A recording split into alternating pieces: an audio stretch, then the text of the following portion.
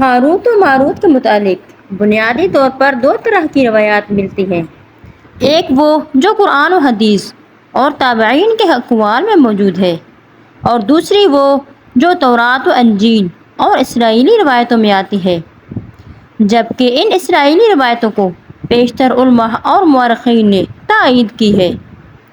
روایتوں کے مطابق حضرت ادریس علیہ السلام کے زمانے میں ایک مرتبہ آسمان اور زمین کے درمیان میں سے پردے کو ہٹا دیا گیا تو فرشتوں نے زمین میں آباد انسانوں کو دیکھا اور تعجب کیا اور بولے، یا رب العالمین، ہم تو گناہ کے قریب بھی نہیں جاتے، جبکہ یہ بنی آدم گناہوں میں اتنے مبتلا ہیں۔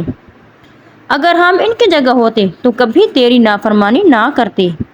اللہ نے ارشاد فرمایا کہ انسانوں کو غصہ اور نفس دیا گیا ہے، اگر یہ دو چیزیں تمہیں دی جائیں تو تم بھی اسی طرح سے گناہ میں ملوث ہو جاؤ گے، لیکن فرشتوں نے کہا کہ ہم ایسا ہرگز نہیں کریں گے۔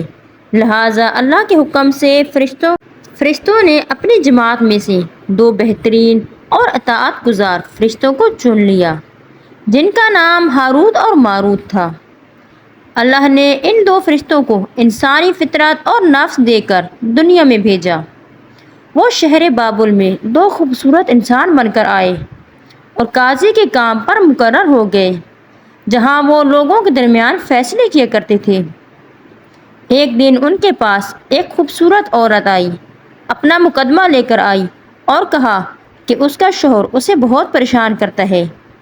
ہاروت و ماروت نے جب اس عورت کو دیکھا تو اس کی خوبصورتی سے مرعوب ہو کر عاشق ہو گئے۔ انہوں نے اس عورت کی باتوں میں آ کر شراب کو ایک چھوٹا سا گناہ سمجھا اور شراب پی لی، اور پھر نشے کی حالت میں دو کبیرہ گناہ کر بیٹھے۔ اس عورت نے ان آدمیوں سے یعنی کہ ہاروت و ماروت سے آسمان پر چڑھنے کا عمل بھی سیکھ لیا، جس کے ذریعے وہ آسمان پر جاتے تھے۔ جب عورت اس عمل کے ذریعے آسمان پر گئی تو اللہ کے حکم سے اسے ستارے کی شکل میں مسخ کر دیا گیا۔ کیونکہ اس عورت کا نام زہرہ تھا، اس لیے وہ ستارہ بھی زہرہ کہلایا، جسے آج ہم وینس کہتے ہیں۔